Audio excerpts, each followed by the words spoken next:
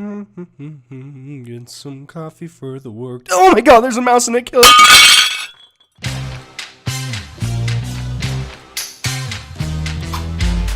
So I recently got a VR headset. The reason for the purchase is because my friend Bear let me try his PlayStation VR, and I was blown away.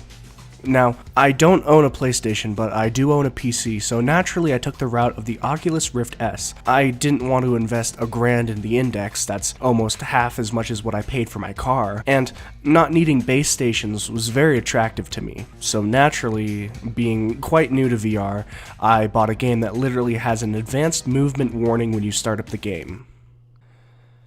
Yeah. Boneworks is a VR title that was released on December 10th by Stress Level 0. And other than being a company that I have so much faith in that I bought the game before seeing any reviews of it, the game was the largest factor in my decision to buy a headset.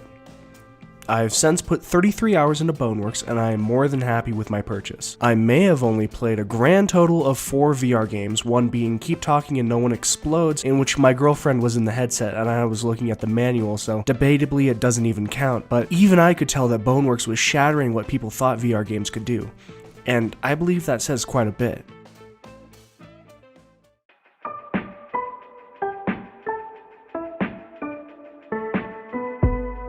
Let's talk about what the game has to offer. There are 3 main modes: Story, Arena, and Sandbox. Story is the only thing you have unlocked when you start the game, and unless if you know the secret area that allows you to unlock them early, you have to beat the campaign to unlock them. At first I wasn't happy with this design decision, but as I went through the story, a possible motive dawned on me.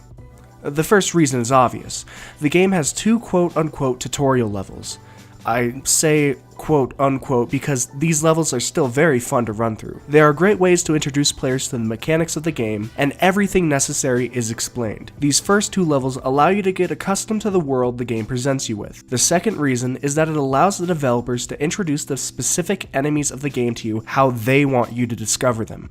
And you can tell they thought about each and every level. They remind me of older games. Maybe that's because I'm playing too many open world games, but something about being able to run through some levels in 2 minutes is refreshing. That being said, I always find myself taking my time and just soaking in as much as I can. The sewer level that is on screen is my favorite level at the moment, as it is a level that gives me a slight horror feeling, even though I describe this game as an adventure. And every level has a lot of replayability, from looking for unique weapons, to taking new paths, to finding secret areas, to using different playstyles. And I haven't found a playstyle that doesn't work. Guns, melee, fists, non-weapons, they all work splendidly. It's like the designers knew that anything and everything was fair game, and they put in the time to make everything make sense and fluid, racking the slide of a pistol, smacking the charge handle of an MP5, gripping an axe with both hands for more control. And each style has their trade-offs. Guns, for example, make the game much easier,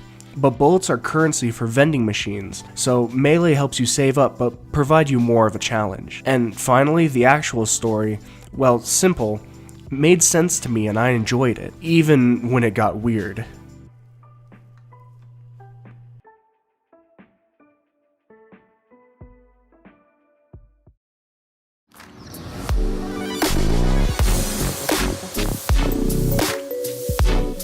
Sandbox is where you make the game bend to your will, as you can spawn what you want and experiment with it. Anything you throw into a reclamation bin during the campaign is brought to the sandbox, and you can spawn it in. It's simple, but it gives you control. Being honest though, this is probably my least favorite of the 3 and I spend the least amount of time here. I mostly use Sandbox when a friend doesn't want to go through the tutorials and they just want to be dumped right into the game. They can do stuff at their own pace still, and still feel like they have the freedom to do what they want.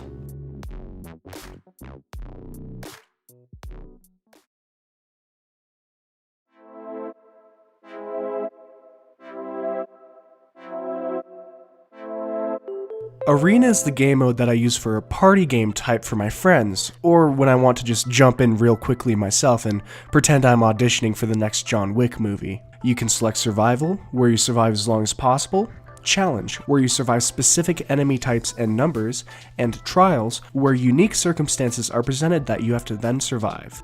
These 3 modes, combined with the difficulty level and the fact that the enemy count can be set to low or high, creates a huge amount of replayability.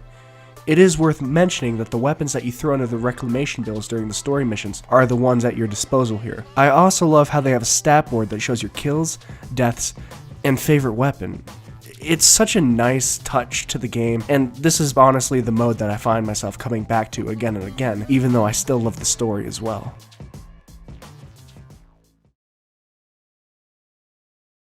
Let's be honest with ourselves. No game is without flaws. That being said, while I do this, I do feel like I'm nitpicking. One, they weren't really lying about advanced movement. This game kicked me in the head repeatedly during the first few hours. Mainly, it's because the game throws you down steep drops like it's going out of style. Ironically, my favorite level right now, Sewers, has the worst one ever. It just throws you down multiple tubes, and it seems like it goes on for at least 30 seconds. Another thing, I've heard that games like Gorn can be a bit too immersive, and Boneworks is definitely in that category of games for me. Everyone I've had that played this game has accidentally hit themselves in the face, some harder than others. I'm very thankful for the Guardian system the Oculus Rift S has, otherwise a lot of things might have been broken. Also, the holster system that they use for pistols and small melee weapons can be a bit hard to get used to, but I can chalk that up to it's hard to be accurate where you put your hands under stress.